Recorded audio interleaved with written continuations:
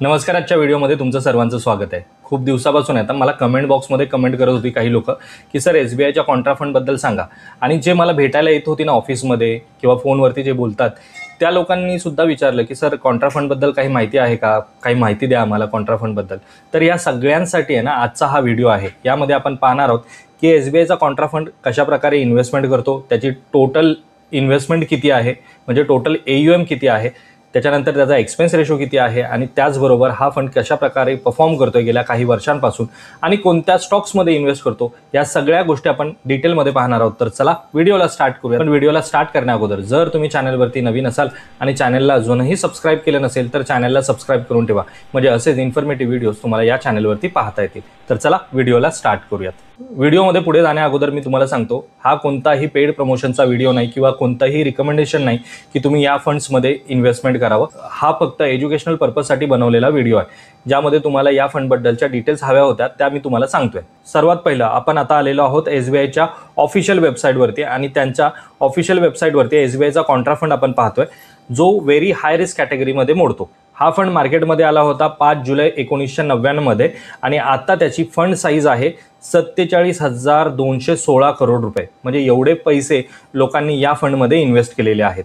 आता त्याचबरोबर आता थोडक्यात आपण याचा परफॉर्मन्स बघूयात. म्हणजे डिटेलमध्ये तर आपण पाहणारच आहोत, पण गेल्या एका वर्षाचा, म्हणजे इथे 1 इयर दिलेला आहे, तर गेल्या एका वर्षाचा जर तुम्ही परफॉर्मन्स पाहिला तर मध्येच खूप खाली गेलाय, परत वरती आलाय, पुन्हा खाली, पुन्हा वरती, अशा प्रकारे दिसतोय. आणि जर तुम्ही पाहिलात सगळ्यात डाऊन तर 3 मार्चला त्याचा NAV होता 340 रुपये, आणि आत्ता जर त्याचा NAV पाहिला तर जवळपास 90 रुपये त्याचा NAV आहे. म्हणजे जवळपास फक्त 9 महिन्यांमध्ये या फंडने 340 रुपयापासून 390 पर्यंत जंप केलेली आहे. आता या फंडमध्ये जर इन्व्हेस्टमेंट कुणाला करायची असेल तर मिनिमम लमसम इन्व्हेस्टमेंट 5,000 करता येते, आणि जर SIP सुरू करायची असेल तर SIP फक्त 500 रुपयाने तुम्ही सुरू करू शकता या फंडमध्ये.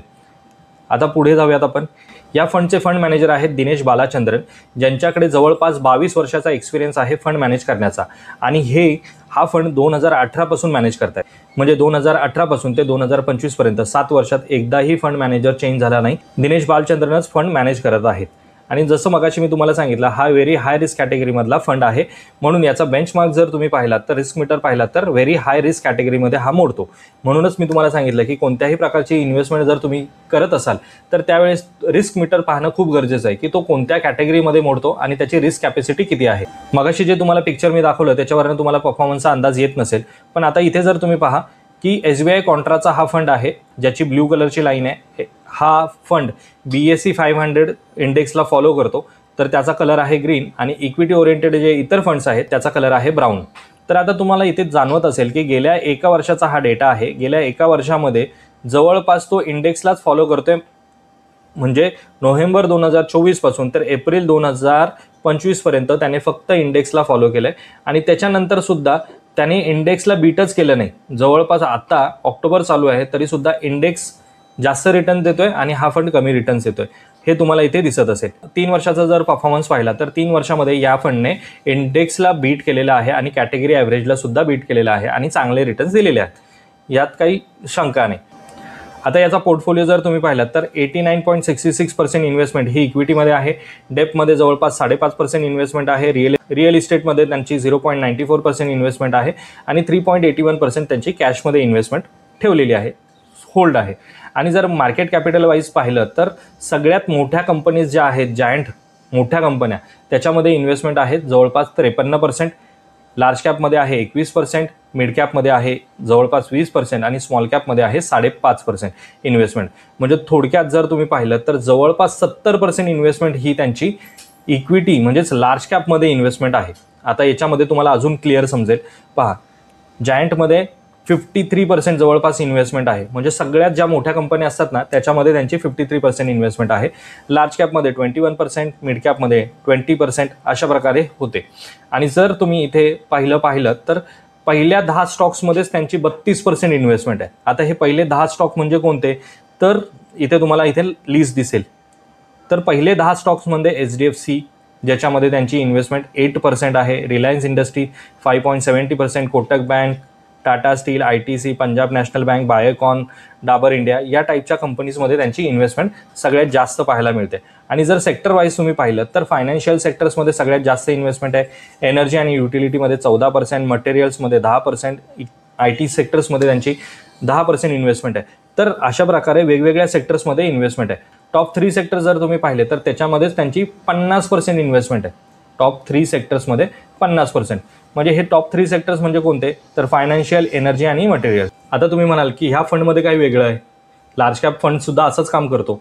म्हणजे लार्ज कॅप कंपनीजमध्ये सगळ्यात जास्त इन्व्हेस्टमेंट ठेवतो, मिड कॅपमध्ये थोडीशी, स्मॉल कॅपमध्ये थोडीशी, अशा प्रकारे लार्ज कॅप फंड काम करतात. तसंच हा फंड पण आहे. पण नाही, हा फंड थोडासा वेगळा आहे.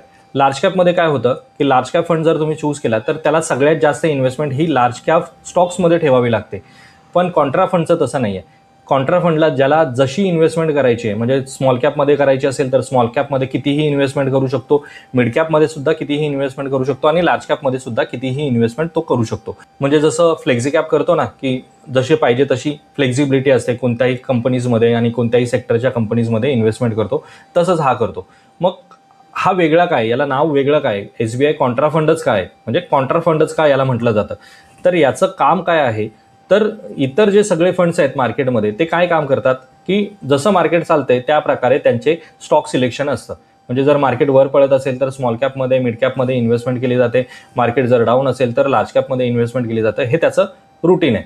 पण कॉन्ट्रा थोडंसं वेगळ्या विचाराने करतं. म्हणजे काय, जिथे मार्केट चांगल्या फंड्समध्ये इन्व्हेस्टमेंट करायला जातं ना, तर तिथे कॉन्ट्रा तसं करत नाही. तिथे काय करतो, कॉन्ट्रा अशा कंपनीजमध्ये इन्व्हेस्टमेंट करतो किंवा अशा स्टॉक्समध्ये इन्व्हेस्टमेंट करतो ज्याच्याकडे मार्केटचं दुर्लक्ष आहे पण त्या कंपनीजमध्ये पोटेन्शियल आहे. मग ह्या कंपनीजमध्ये इन्व्हेस्टमेंट करण्याचं तो काम करतो. म्हणजे अशा कोणत्याही कंपनीज असू शकतात. मग केमिकल सेक्टर असू शकतं, मटेरियल सेक्टर असू शकतं, टेक्नॉलॉजी सेक्टर असू शकतं, की ज्या सेक्टर्समध्ये त्यांची इतर फंडची इन्व्हेस्टमेंट अजिबात नाही आहे. पण हा फंड आहे ना त्या सेक्टर्समध्ये इन्व्हेस्टमेंट करतो आणि ती होल्ड करून ठेवतो.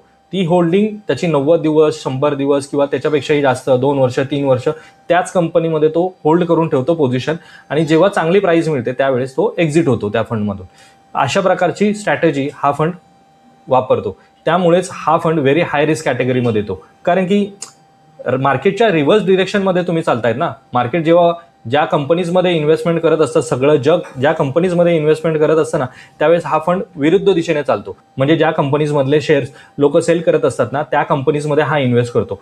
आणि वेगळी आहे याची स्ट्रॅटेजी आहे, ती वेगळी आहे. त्यामुळे याला कॉन्ट्रा फंड म्हटलं जातं. आणि याच्यामध्ये तुम्हाला इन्व्हेस्टमेंट मी सुद्धा दाखवलेली आहे. जवळपास 47,000 करोड रुपयाची लोकांची याच्यामध्ये इन्व्हेस्टमेंट आहे. मग आता या फंडमध्ये कोणीही इन्व्हेस्टमेंट करावं का, तर नाही. या फंडमध्ये अशा लोकांनी इन्व्हेस्टमेंट करावं की ज्यांचं लॉंग टर्म विजन आहे.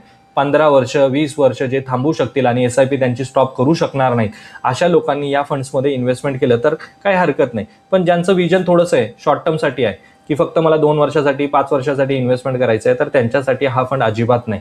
त्यांच्यासाठी वेगळे फंड्स आहेत, लार्ज कॅप आहे, मिड कॅप आहे, त्या फंड्समध्ये त्यांनी इन्व्हेस्टमेंट करावी जर त्यांचा इन्व्हेस्टमेंट करायचा विचार असेल तर. आता या फंडमध्ये लॉंग टर्म का म्हटलं जात आहे, कारण की हा विरुद्ध दिशेने काम करणाऱ्या स्टॉक्समध्ये इन्व्हेस्टमेंट करतो. आता समजा 100 रुपयाच्या प्राईजवरती एखादा स्टॉक विकत घेतलाय, ज्याच्यामध्ये मार्केटमध्ये कोणीच तो विकत घेत नाहीये. आता त्याची प्राईस जेव्हा 200 रुपये, 150 रुपये, 170 रुपये होईल, तेव्हा हा फंड त्या स्टॉक्सला एक्झिट करेल. पण तोपर्यंत भरपूर वेळ लागू शकतो. कधी कधी 3 महिन्यात पण तेवढी प्राईस मिळेल, कधी कधी 3 वर्षात तेवढी प्राईस मिळेल. त्यामुळे अशा कंपनीजमध्ये हा फंड इन्व्हेस्ट करतो ज्याच्याकडे मार्केटचं दुर्लक्ष आहे पण त्या स्टॉक्समध्ये पोटेन्शियल आहे, अशा स्टॉक्समध्येच इन्व्हेस्टमेंट करतो. बरेच लोक मला आहे ना या फंडबद्दल माहिती विचारत होते, कारण की बऱ्याच वेळा आपण SBIच्या बँकेत जातो आणि सांगितलं की SIP सुरू करायचे, तर ते लोक कॉन्ट्रा फंड सजेस्ट करतात. पण मला असं वाटत नाही की जो कोणी नवीन इन्व्हेस्टर आहे, एकदम न्यू आहे मार्केटमध्ये, त्याला फंडबद्दलचं काही नॉलेज नाही आहे, अशा लोकांनी निदान तरी सुरुवातीला मिड कॅपमध्ये यावं, लार्ज कॅप फंड्समध्ये यावं, फ्लेक्झी कॅप फंड्समध्ये यावं आणि मग कॉन्ट्रा फंडचा विचार करावा. नाहीतर काय होईल की सुरुवातीचे 2-4 वर्षामध्ये त्यांना रिटर्न्सच दिसणार नाही आणि ते नंतर जर रिटर्न्स दिसले नाही तर कोणीच थांबणार नाही ना त्या फंड्समध्ये आणि एक्झिट करेल आणि नंतर बाहेर जाऊन सांगेल की म्युच्युअल फंडमध्ये जसं सांगतात ना तसे अजिबात रिटर्न्स मिळत नाही. तर अशा प्रकारे हा फंड इन्व्हेस्टमेंट करत असतो. तर हेच मला तुम्हाला या व्हिडिओच्या माध्यमातून सांगायचं होतं. हा कोणत्याही प्रकारचा पेड प्रमोशन नाही किंवा कोणत्याही प्रकारचं सजेशन नाही की तुम्ही या फंड्समध्ये इन्व्हेस्टमेंट करावं. हा फक्त एज्युकेशनल पर्पजसाठी बनवलेला व्हिडिओ आहे. आजचा जर हा व्हिडिओ तुम्हाला आवडला असेल तर व्हिडिओला लाईक करा. चॅनलवरती जर तुम्ही नवीन असाल तर चॅनलला सबस्क्राईब करा. भेटूयात मित्रांनो अशाच एका इन्फॉर्मेटिव्ह व्हिडिओमध्ये. तोपर्यंत बाय बाय.